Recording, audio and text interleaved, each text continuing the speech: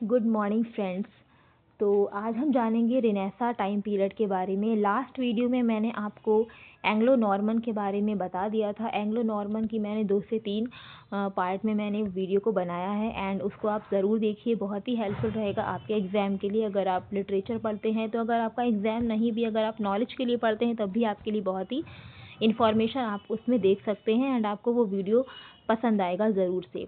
तो आप उसको ज़रूर देखिएगा, ठीक है। तो उसके बाद अगर हम एंग्लो नॉर्मन तक आपने पढ़ लिया है, ठीक है। एंग्लो नॉर्मन के बाद जो टाइम पीरियड मैंने आपको बताया था, ठीक है, जिन लोगों ने वीडियो को देखा है बहुत अच्छी बात है, लेकिन जो लोग अभी इस वीडियो को फर्स्ट टाइम देख रहे हैं तो मैंने उसमें आपको एंग्लो नॉर्मन तक बताया था। एंड एक बार मैं फिर से आपको बता दूं, जिन्होंने वीडियो को नहीं देखा होगा, वॉच नहीं किया होगा, तो मैंने सारे हिस्ट्री ऑफ इंग्लिश लिटरेचर में जितने भी आपके टाइम पीरियड हैं पोस्ट मॉडर्निज्म तक, ठीक है, डार्क एज से लेकर के पोस्ट मॉडर्निज्म तक जितने भी टाइम पीरियड है वो मैंने बताए हैं। एंड उसमें जितने भी राइटर्स हैं, लाइक एलिजाबेथन में कौन कौन से राइटर्स आते हैं, पोस्ट मॉडर्निज्म में, मॉडर्निज्म में, विक्टोरियन में, ठीक है, तो उसमें कौन कौन से राइटर्स आते हैं, ये सारी बातें हम कर चुके थे, ठीक है। तो और जो मैंने हिस्ट्री स्टार्ट कर दी है वो भी मैंने आपको एंग्लो नॉर्मन, एंग्लो सैक्सन, वहाँ तक मैं आपको बता चुकी हूँ। तो इसके बाद में कौन सा टाइम पीरियड था? यस, रेनेसा टाइम पीरियड था ना। एंग्लो नॉर्मन के बाद में रेनेसा टाइम पीरियड था, ठीक है। 1500 से जो स्टार्ट था, 1500 से 1660 तक, ठीक है। तो आइए हम बात कर लेते हैं रेनेसा टाइम पीरियड के बारे में, जान लेते हैं कि रेनेसा क्या है और हमें इसमें क्या क्या चीज़ें पढ़नी है, ठीक है।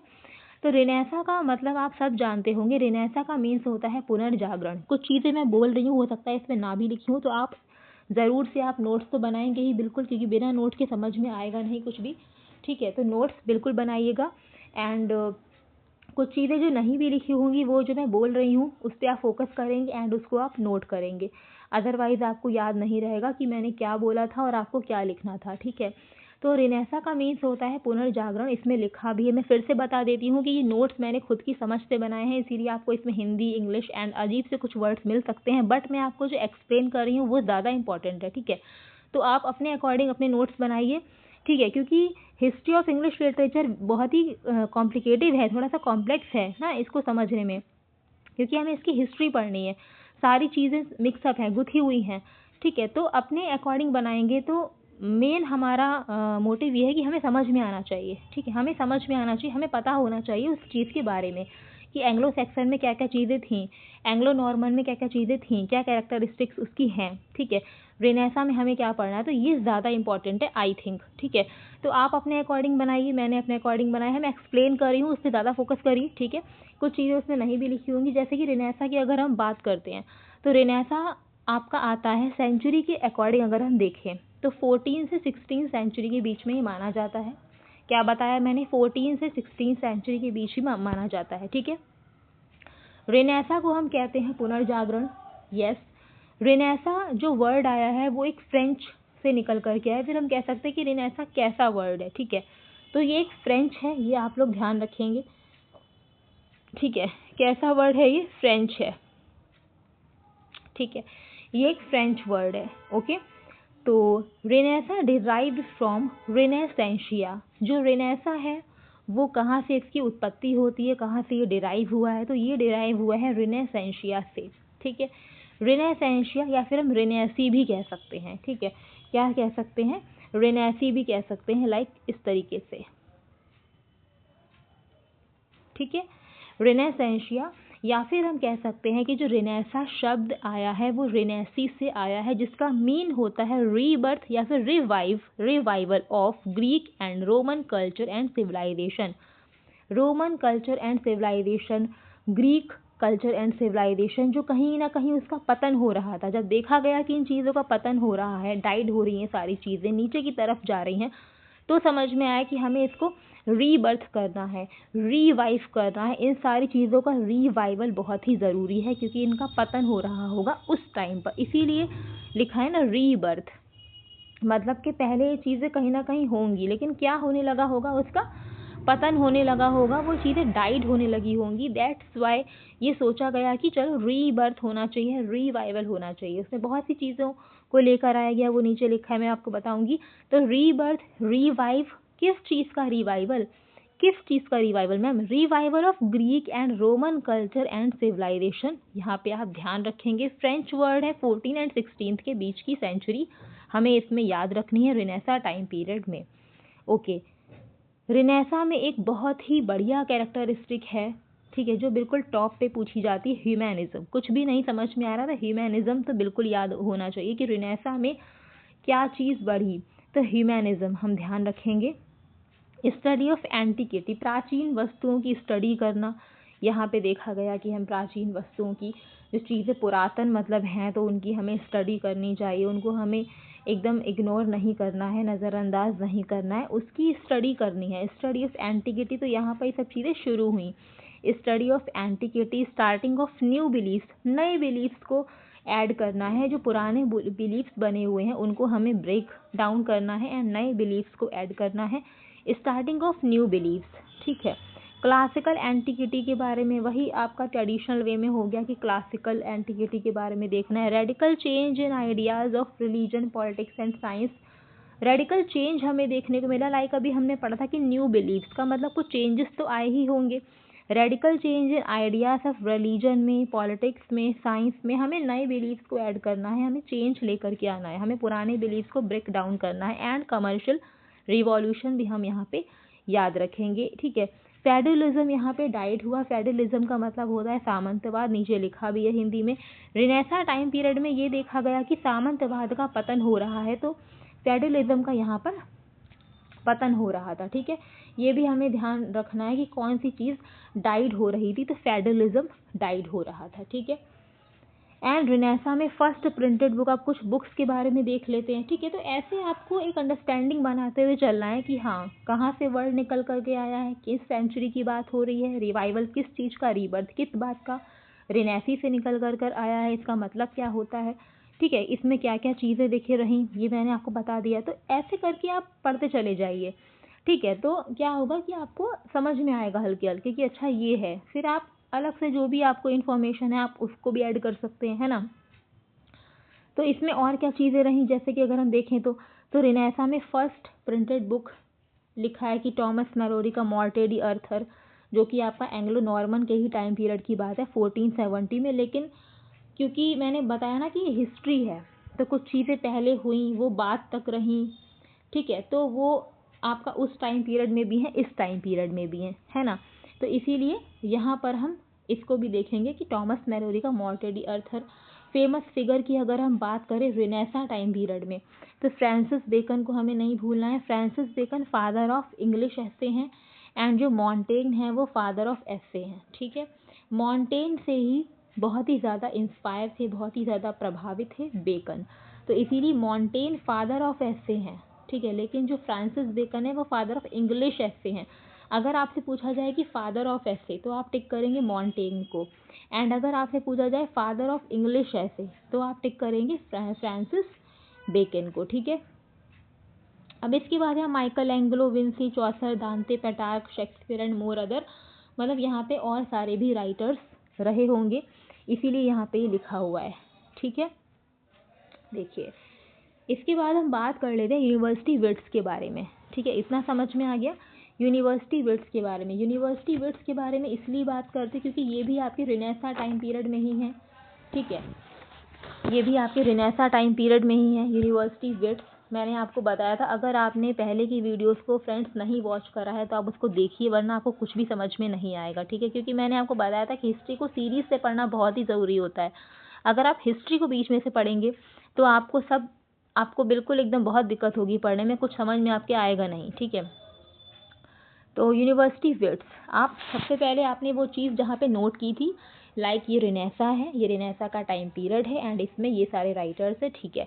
उसको उठाइए एंड फिर आप इस वीडियो को देखिए, भले ही आप बाद में नोट कर लीजिए, आप साथ साथ में नोट मत करिए, पहले आप समझ लीजिए उसके बाद आप नोट कर लीजिए, ठीक है। पहले आप समझ लीजिए, देख लीजिए आराम से, जितना भी मैं एक्सप्लेन कर रही हूँ, जितना भी इसमें लिखा हुआ है पहले आप वॉच कर लीजिए, ठीक है। देन आप लिख सकते हैं, दोबारा से देख करके आप लिख सकते हैं। तो पहले आप वो नोट्स उठाइए जहाँ पे आपने लिखा था रिनेसा टाइम पीरियड, ठीक है। इसमें कौन कौन से राइटर्स थे तो उनके बारे में हम थोड़ा सा जान लेते हैं। यूनिवर्सिटी विट्स लिखवाए थे ना, 7 यूनिवर्सिटी विट्स, ठीक है।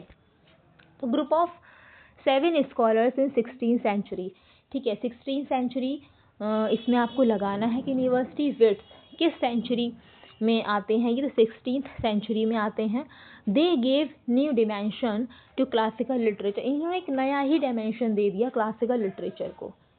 ठीक है, इन्होंने एक नया डायमेंशन दिया क्लासिकल लिटरेचर को, इन्होंने भी कंट्रीब्यूशन किया। ठीक है, जो वर्क्स जो प्लेज इन्होंने लिखे तो वो भी कंट्रीब्यूटेड हैं रेनेसा में, इसीलिए इनका नाम आता है यूनिवर्सिटी विट्स। ठीक है, एंड यूनिवर्सिटी विट्स पता है इनको क्यों कहते थे, क्योंकि ये थोड़ा सा कह सकते हैं कि एकदम मस्त मौला टाइप के जो होते हैं ना, उस टाइप के ये थे यूनिवर्सिटी विट्स, इसीलिए विट्स नाम दिया गया है ना। विट्स मतलब कि जो फैंसी स्टाइल में आपको देखने को मिलेगा, तो इसीलिए यूनिवर्सिटी विट्स हम इन्हें कहते हैं। ठीक है, Christopher Marlowe, Robert Greene, Thomas Nashe. ठीक है, अब जहाँ पे यूनिवर्सिटी विट्स मैंने आपको बताया था कि यूनिवर्सिटी विट्स है, तो ब्रैकेट में वो 7 राइटर्स ब्रैकेट में लिखे हुए थे, जहाँ पे आपने लिखा था यूनिवर्सिटी विट्स। ठीक है, उसको उठाइए और देखिए तब समझ में आएगा। तो वहाँ पे जो आपके राइटर्स हैं वो 7 के 7 लिखे हुए हैं। ठीक है, तो यहाँ पर मैं ये बता रही हूँ कि जो क्रिस्टोफर मैरलो हैं, रॉबर्ट ग्रीन हैं, टॉमस नैश हैं, वो कैम्ब्रिज यूनिवर्सिटी से पढ़े हुए हैं, and John Lyly, Thomas Lodge and George Peele ये ऑक्सफोर्ड यूनिवर्सिटी से पढ़े हुए हैं, मतलब कि ग्रेजुएट है वहाँ से। ठीक है, तो आप इसको ऐसे पढ़िए कि मैरलो, ग्रीन, नैश कैम्ब्रिज से पढ़े हैं, लिली लॉचपील ऑक्सफोर्ड से पढ़े हैं, लिली लॉचपील ऑक्सफोर्ड से पढ़े हैं। ठीक है, एंड टॉमस किड के बारे में अगर मैं बताऊं तो कहीं से भी ग्रेजुएट नहीं थे। ठीक है, ध्यान रखिएगा, क्योंकि क्या होता है कि जब हम 7 के 7 यूनिवर्सिटी विट्स को स्टडी करते हैं तो हम सोचते हैं कहीं ना कहीं से तो ग्रेजुएट होंगे, क्योंकि ये सारे ग्रेजुएट हैं, मैरलो, ग्रीन, नैश, लिली लॉचपील। ठीक है, वो कैम्ब्रिज से हैं एंड ये ऑक्सफोर्ड से हैं, बट टॉमस किड एक इसमें एक्सेप्शन है, हम कह सकते हैं कि कहीं से भी ग्रेजुएट नहीं थे। टॉमस किड जो हैं वो मर्चेंट टेलर स्कूल से पढ़े हुए थे, लेकिन उसके बाद में जो सारे जो राइटर हैं उन्होंने यूनिवर्सिटी में एनरोल किया, बट इन्होंने एनरोल नहीं किया था। इसके बाद ये ट्रांसलेशन एंड राइटिंग्स करने लगे थे टॉमस किड, तो ग्रेजुएशन इन्होंने मतलब किसी भी यूनिवर्सिटी में इन्होंने अपना एडमिशन, इन्होंने अपना एनरोलमेंट नहीं लिया, ध्यान रखना, इसीलिए यूनिवर्सिटी से ग्रेजुएट नहीं थे। उसके पहले जो मतलब कि जो उच्च शिक्षा के लिए विश्वविद्यालय जाते हैं वो ये नहीं गए हैं, तो मर्चेंट टेलर स्कूल से पढ़े हुए हैं, इतना आपको इनके बारे में याद रखना है। अब जॉन लिली के बारे में इसलिए बताया गया क्योंकि ये भी जॉन लिली भी आपका रेनेसा में ही आते हैं। ठीक है, तो जॉन लिली ने यूफियस लिखा था, है ना, यूफिज्म द एनाटॉमी ऑफ विट। ठीक है, ये पूरा नाम है, तो यूफिज इन्होंने लिखा था, जो यूफेमिज्म बना। ठीक है, ये एक प्रोज स्टाइल हो गया यूफेमिज्म। ठीक है, author used literary device in excess antithesis alliteration. ठीक है, जैसे कि एंटीथेसिस यूज करते हैं ना, एंटीथेसिस यूज करते हैं, एलिट्रेशन यूज करते हैं, ड्रामेटिक डिवाइसेस यूज की जाती है ना, तो वैसे ही यूफिज्म को भी यूज किया जाता है। ठीक है, यूफिज्म का मतलब क्या होता है, यूफिज्म का मतलब ये होता है किसी कॉम्प्लेक्स वर्ड को सिंपल वर्ड में कहना प्लीजेंट लगे। ठीक है, ताकि वो प्लीजेंट लगे। ठीक है, समझ में आ रहा है। जॉन लिली ने यूफियस को लिखा, यूफियस द एनाटॉमी ऑफ विट। ठीक है, यहाँ पे पूरा नहीं लिखा है लेकिन मैं बता रही हूँ। ठीक है, जो मैं बोल रही हूँ, मैंने कहा था कि मैं बोलूँगी तब उसको लिखेंगे। एंड अभी जब यूनिवर्सिटी विट्स के बारे में हम डिटेल्ड पढ़ेंगे ना, अभी यूनिवर्सिटी विट्स के बारे में जब डिटेल्ड पढ़ेंगे तो उसमें आपको मिलेगा कि जॉन लिली ने जो ये प्रोज स्टाइल को दिया है ना यूफियस, उसमें पूरा लिखा है यूफियस द एनाटॉमी ऑफ विट। ठीक है, ये कह रहे हैं कि प्रोज स्टाइल ये है एक, किसने दिया, जॉन लिली ने दिया। ठीक है, अब ये कह रहे हैं कि जैसे कि ऑथर अपने वर्क्स में एंटीथेसिस का यूज़ करते हैं, ठीक है, एलिट्रेशन का यूज़ करते हैं, पन का यूज़ करते हैं, ठीक है, सॉइलिपी का यूज़ करते हैं, एसाइड का यूज़ करते हैं, वैसे ही यूफिज्म का भी यूज़ किया जाता है। ठीक है, ये कह रहे हैं, समझ में आ गया। अब यूफेमिज्म क्या होता है कि कोई भी ऐसा सच, ठीक है, जो कड़वा है सुनने में, ठीक है, और आप उसको उस तरह से नहीं लोगों को बताना चाह रहे हैं, कन्वे नहीं करना चाह रहे कि वो उनको भी खराब लगेगा। ठीक है, तो आप ऐसे वर्ड्स का वहाँ पे यूज़ कर रहे हैं जो सुनने में प्लीजेंट लगे, जो हमारे कानों को इतना चुभे नहीं, वी कैन से दैट, कि प्लीजेंट लगे। जैसे कि अगर आपने कह दिया कि ही वॉज डेड, तो डेड जो ऐसा वर्ड है ना, वो प्लीजेंट लगने वाला वर्ड नहीं है, ठीक है। डेड जो है वो बहुत ही बेकार शब्द है, ठीक है। अब ये क्योंकि एक रियलिटी है कि ही वॉज डेड, अगर किसी की मृत्यु हो गई है तो यस हम लोग यही बोलेंगे ही was dead, but in place of that word, यानी कि डेड की जगह पे अगर हम ये कह दें कि ही वॉज नो मोर, तो बात वही है, बट हमने डेड ना कह करके हमने नो मोर कह दिया, ही वॉज नो मोर, तो वो सुनने में हमको इतना वो नहीं लग रहा है, ठीक है। बात वही है, बेकार तो उतना ही लगेगा, लेकिन मैं आपको सुनने की बात बता रही हूँ जो हम लोग अपने कानों से सुनते हैं, ठीक है, तो वो नहीं लगेगा। तो ये एक यूफेमिज्म है। तो यहाँ पे यूफेमिज्म का यूज इंसान कर रहा है कि ही वॉज डेड के प्लेस पर वो कह रहा है he was no more, so he is using euphemism in that sentence, okay. तो ये बात हो गई इतनी, ठीक है। अब फर्स्ट कॉमेडी देख लेते हैं, जैसे कि first comedy Ralph Roister Doister by Nicholas Udall, ठीक है। तो ये जो फर्स्ट कॉमेडी आपकी है ये भी रेनेसां टाइम पीरियड में ही आई थी, ठीक, इसीलिए यहाँ पे लिखा है कि first comedy Ralph Roister डॉयस्टर Nicholas उडाल की है, 1552 में आई थी। ये कब आई थी? 1552 में आई थी, ठीक है। आई थिंक यहाँ तक क्लियर होगा। चलिए अब हम आगे की तरफ देख लेते हैं। यस, एंड फर्स्ट ट्रेजडी की अगर हम बात करें, ठीक है, तो फर्स्ट ट्रेजडी आपकी गॉर्बो डक है, जिसको हम फेरेक्स एंड पोरेक्स भी कहते हैं। ब्रैकेट में लिखा है गॉर्बो डक को हम फेरेक्स एंड पोरेक्स भी कहते हैं। टॉमस सैकविले एंड टॉमस नॉर्टन, ठीक है। तो इन दोनों ने ये कॉन्ट्रीब्यूशन में लिखा है, दोनों का ही राइटर का नाम आपको पता होना चाहिए, Thomas Sackville and Thomas Norton. इन्होंने लिखा है फर्स्ट ट्रेजडी गॉर्बो डक, जिसको फेरेक्स एंड पेरेक्स भी कहते हैं, एंड 1561 में इसको लिखा गया था। एंड आपको ध्यान रखना है जो फर्स्ट कॉमेडी थी वो 1552 में लिखी गई थी, एंड जो फर्स्ट ट्रेजडी है वो 1561 में लिखी गई थी। First play written in blank verse, पहला ऐसा प्ले जो ब्लैंक वर्स में लिखा गया, यस, गॉर्बो डक ही है। अभी हमने मैर्लो के बारे में पढ़ा था कि मैर्लो जो है वो यूनिवर्सिटी विट्स हैं। मैर्लो के बारे में एक चीज़ मैं बताना चाहूँगी कि क्रिस्टोफर मैर्लो ने सिर्फ ट्रेजडीज़ ही लिखी, इन्होंने और कुछ भी नहीं लिखा, इन्होंने ट्रेजडीज़ ही लिखी हैं, ठीक है।